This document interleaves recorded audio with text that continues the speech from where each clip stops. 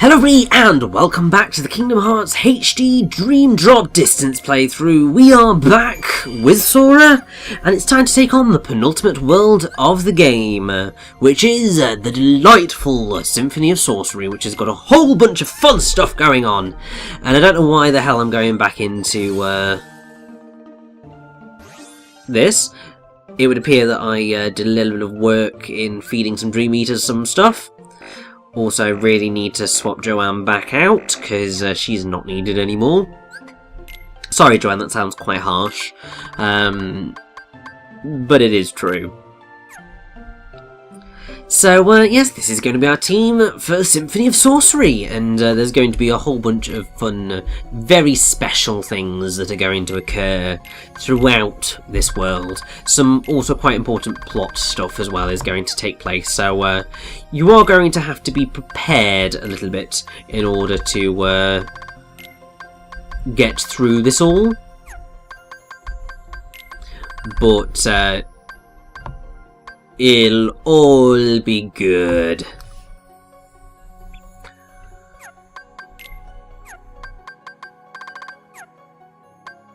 As soon as you know, I can stop mucking about and just go into the bloody world.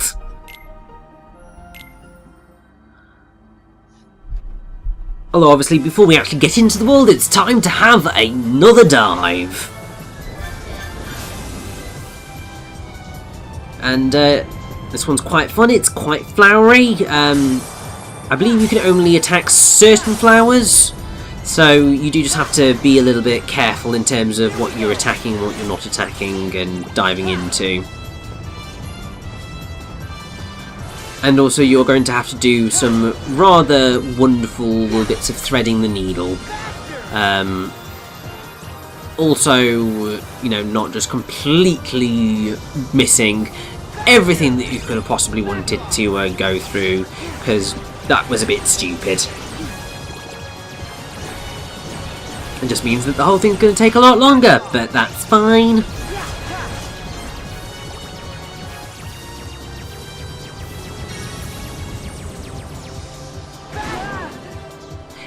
Yeah, it's this moment where I was just like, so what can I go through, what can't I go through?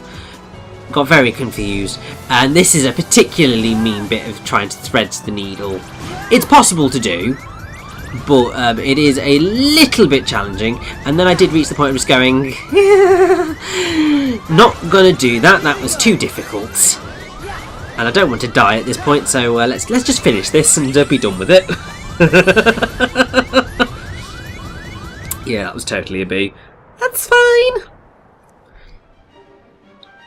It's time to get on with the world proper, and yeah, this is just delightful.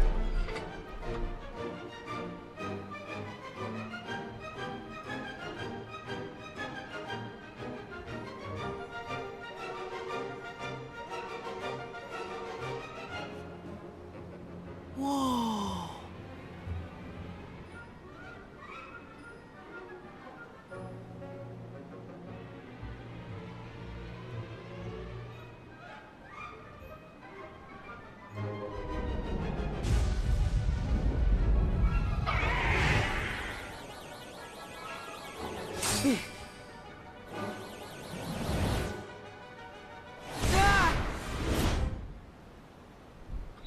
Well, that went phenomenally well, didn't it? Is this... Am I back at Master Yensid's tower? Something seems off.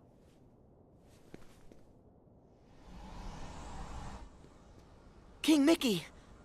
Huh?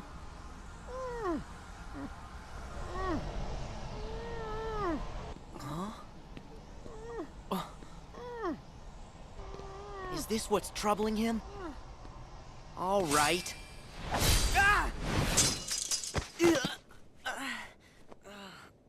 Gosh, is that a Keyblade? Who are you an apprentice to? I'm Mickey, the Sorcerer's Apprentice. Oh, huh? Apprentice? Wait, am I in some world where the king was still in training? So, does that mean this world is sleeping? What's wrong? What? Oh, I'm Sora. The, apprentice of, Hey, listen, your I gotta stop that. Mickey, what can I do to save you? Thank you, Sora. But it's no use. A monster's possessed that music. And he's releasing darkness that stops anybody from going in there to fight him. To dispel the darkness, we need a sound idea. It's that Dream Eater I let escape. Okay, where do I get a sound idea? What? You'll find one for me? Of course! Thank you. It's not every day I get to do a favor for the king. Huh? Did you say something? Oh, nothing. Long story. So what exactly is a sound idea?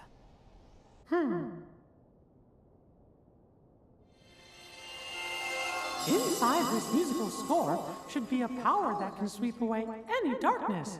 But you gotta be careful. In between those clefs and notes are monsters.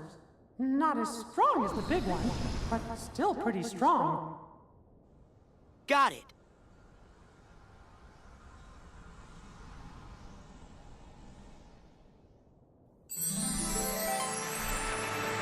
So yes, here we are in the Symphony of Sorcery, which is quite clearly based on Fantasia, which was released way back in 1940. And, I mean, it's a weird film. It was the third Disney animated feature and consists of 8 animated musical segments and all classical music conducted by Leopold Stokowski. And it's quite stunning. Haven't watched it in a while, but it's a weird one.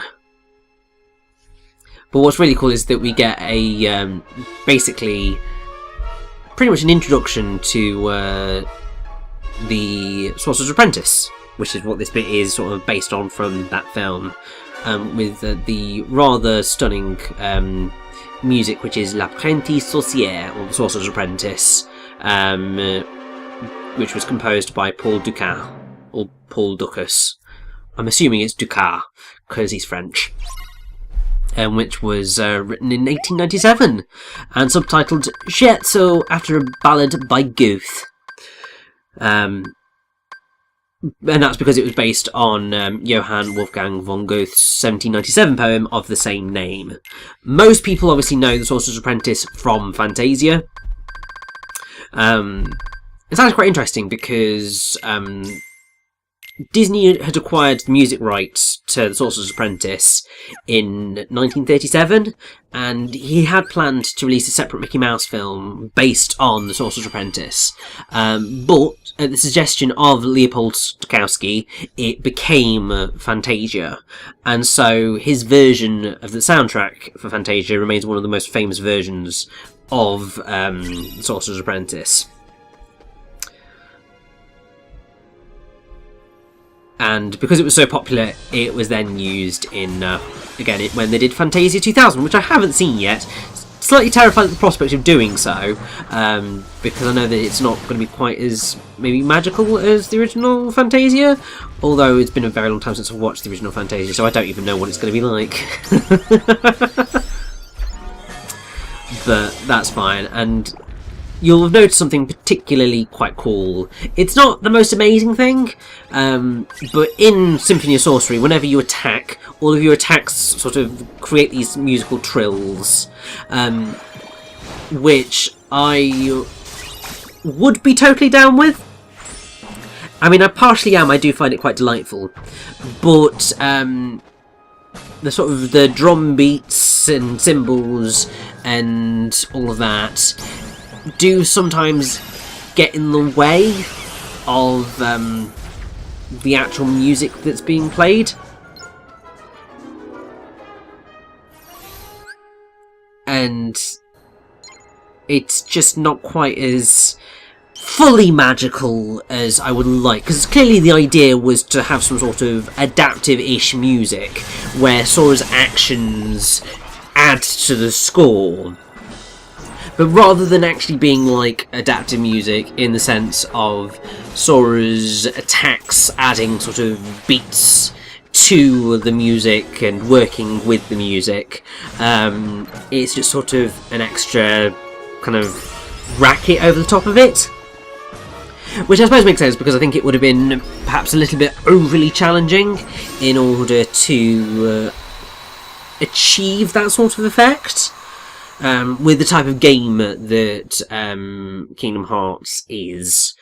But I do think that it is a slight disappointment, because the only bit, because I love the concept of where we're going to go with Symphony of Sorcery, because we're going to go into these musical note world, like score worlds, which you basically just hear one of the pieces of classical music that was originally in Fantasia, and that is just going to play throughout the entire stage, no matter whether you are in the field or in battle, which I love. It's great, but it's just the sound effects kind of don't help matters a huge amount.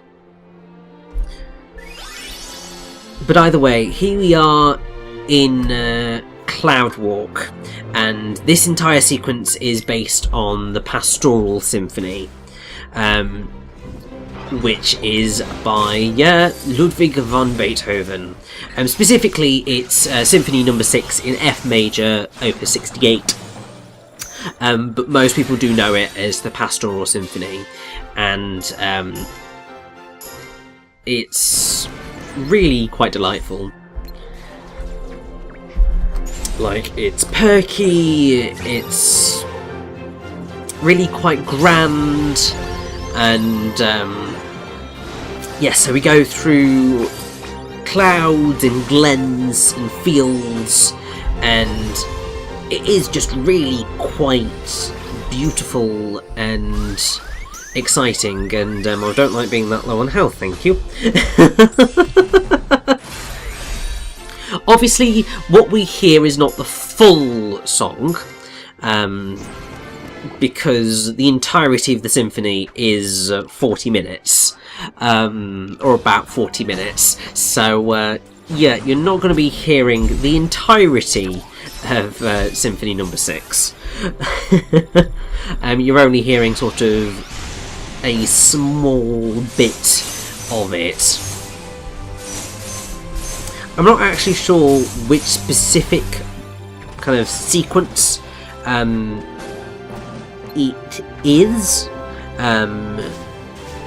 although I suspect that obviously it's the version with alterations to the length, which was made by Leopold Stokowski in Fantasia. So I'm not quite sure how long it took up in that film.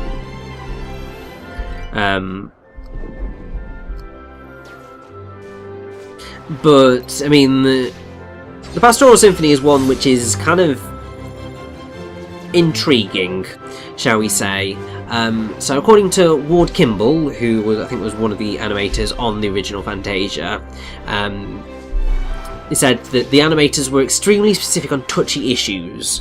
In making the Pastoral Symphony based on kind of Greek mythology and stuff, the female centaurs were originally drawn as bare-breasted, because of course, slightly pervy, but the Hayes office enforcing the Motion Picture Production Code insisted that they discreetly hung garlands around the necks. The male centaurs were also toned down to appear less intimidating to the audience. There's also the slightly racist bit of the black female centaurs braiding hair, shining the hooves and grooming the tails of the white centaurs, which was in the original film in 1940, but thankfully it was cut out years later, because obviously incredibly racist, not appropriate, and yes, no, never, do not do that, that is not okay. And I'm very glad that they did get rid of that. They did it by, cropping them out, which, I mean, isn't really much better, because it's just like, we're just going to remove the racism from this, we're not going to fix the racism here, but sometimes you can't save those sorts of things, so sometimes that is probably the best way of getting around it. But I really do love the design of this whole world. I would say it's probably the most unique visually in the entirety of the game, and it is because it is just this magical dreamscape of all sorts of wonderful visuals and vistas, and seriously, it makes me so happy every time I play through it, because just hearing glorious classical music playing over the top of a game that I'm really enjoying just is an utter delight. I mean, I said sort of in the last part when I was going, oh, I'm quite excited. Part of the reason why I do love this sort of stuff is because it's bringing sort of more classical culture elements into this more contemporary cultural behemoth, and that's always really quite fun to experience. And I mean, my reasoning for that being quite so exciting is because I would say that without video games there are so many wonderful things that I would not have perhaps actually gone on to explore in any way. Like, it was because of Bayonetta that I read Dante's Divine Comedy, which is a classical piece of literature. It was because of Eternal Sonata that I developed my love of Chopin. And it, like, I mean, Little King's Story gave me a huge appreciation for a number of classical pieces that obviously, like, I knew existed, and it's just like, oh yes, they're all fantastic. But actually hearing those kind of remixes and looking at all sort of the different ways that sort of they remix them, that was just really fun and really exciting, and just gave me a newfound appreciation for those pieces of music, and actually, you know, made me look out for the originals to listen to them and see what wonderful sounds kind of awaited.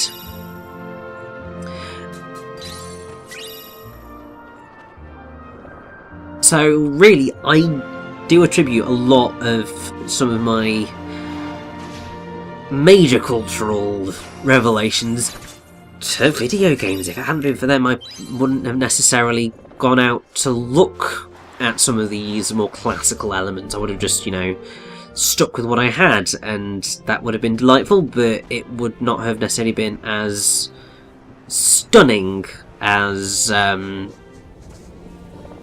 I got to know them as, because of actually looking into them more. And that just makes me really happy. Also, I do like the melody catcher. What the hell is it called? Reality Shift, there we go. I do like it, but it is, how shall I put it? I don't feel like it lasts long enough, is the thing. Because, like, each of them do a slightly different tune, which is delightful. I do really quite enjoy it. It's a very fun reality shift. I'm just actually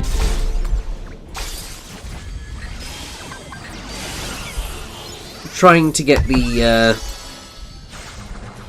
information of actually what songs it does, because that would be a nice thing to note. And nobody seems to have noted it down, because clearly all of those, well, those of us who play video games like this are just complete and utter Philistines who can't identify classical music immediately, and, you know, haven't put it anywhere that that is a thing that they really should do. But that said, there are some really fun like, I actually had a look at the Japanese names for some of the reality shifts, and some of them are quite quirky. Some of them are just basically, we just got direct translations. So slingshot is Seringu Shoto, so slingshot. Faith lines is quite fun because faith line is in Japanese Honu Ropu, so holy rope. Code breaker is Kodobureku, makes sense. Bubble burst is Poppingu Baburu, so popping bubble. Wonder comic is Wanda Komiku, great. Melody catch is probably the one that is most different because it is Phantasmiku, so phantasmic, which is it's great. I won't go into the next world's reality shift because there is no need. We'll get there when we get there, but there are technically 3 more reality shifts to go. 2 of them are quite funky, one of them is basically just related to a cutscene. You do use it outside of said cutscene, but you don't really need... Well, it's not a real major reality shift, so that's fine. And also, so I really should not have turned off the updraft as early as I did, because that did just mean that I've had a much harder time getting some of these higher up treasure chests, which is really annoying. But hey, this is what happened, and this is what I had to do. The reason that this all took place is because I did kind of die. I went to take on a spirit battle for this area, because it's just in the that little tunnel there, which is going to lead us out of this area, and I basically just got completely screwed over by these little blighters. So yeah, I got stopped, and then they all just basically ganged up on me, and I basically didn't stand much of a chance. So that was fun. I'd had like a really fun exploration of everything, and then that happened, and I was just like, oh, that's great fun. Okay, we'll go with that. So I was slightly hesitant going back into it. Because yeah, these rare blooming, I think they're ghost tobockies, I want to say. They're the same as like the jester tobockies, except they are just slightly more deadly. But a nice old spark just sort of did them in almost immediately, and I'm quite down with that.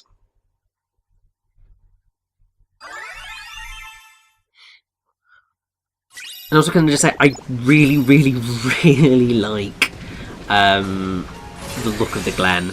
It's absolutely beautiful.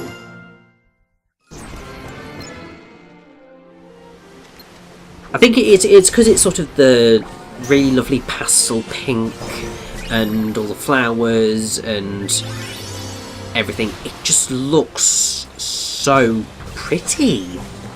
We're going to go slightly darker in the next area when we get to the fields. But for now, this is just really quite lovely and delightful, and I would happily explore this any day of the week.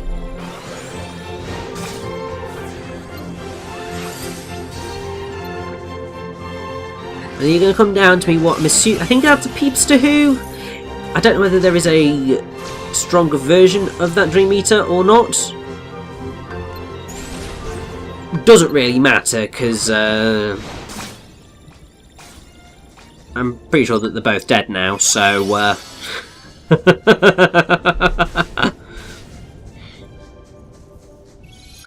and I believe that I'm only missing one chest, but I think that it is just up on this platform here behind me. Although I do think that I'm going to get slightly confused with myself and end up running back.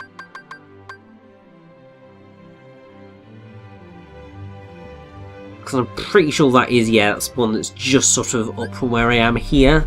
But we'll see, because I want to make sure that I do pick that up, because Symphony of Sorcery is a very easy world to pick up all of the treasure chests in before you actually make it to the end, because you pretty much only have 3 rooms to explore, and nothing's kind of locked off, so you can pick everything up as you go.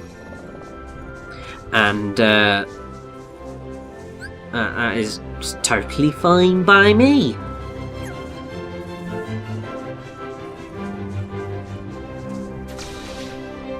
But yeah, I'm going to end up running back and going, where's this chest? I want the chest. And I was thinking, oh, it's on here. No, it was not. And yeah, just getting really confused. But on the plus side, it did mean that I could pick up a Wondrous Fantasy. So that is okay. Because otherwise that would have just gone to waste, and that's not okay. I mean, I don't know what we can make with a Wondrous Fantasy, but I'm sure it will be something of note. And hopefully I will very quickly realise where I am meant to go, because it's definitely not there. Just, yeah, there's that big column just there. That's the one. There we go. Perfecto. So that basically does that bit. And now we can head on to the delightful field, which look like they're probably going to be a little bit stormy. But I'm sure that it will be still very delightful. And hopefully we can bring a little bit of peace to what is potentially going to be a quite stormy area. And just continue listening to this gorgeous music. I mean, I still can't get over how much I really like classical music. It's just the whole joy of listening to an orchestra play. I mean, whether they're playing like classical music like this, or whether they're playing more contemporary music. Like, I mean, I went to go see Jurassic Park in concert, so they played the soundtrack as the film happened. It was amazing. And I also went to see War of the Worlds in concert, which was also absolutely stunning. And really, I would quite like to go see that again. That would be amazing. I'd also really like a 40th anniversary soundtrack of that, because I really like what they've done with some of the songs, because they just sounded so cool. Basically, give me any sort of fun, contemporary, modern music and get an orchestra to play it. I am pretty much there. I mean, like, whenever you get an orchestra to do video game music, just give me that, inject it into my veins. I will be ludicrously happy. But I think that's enough of blathering on that. Let's head on into the fields.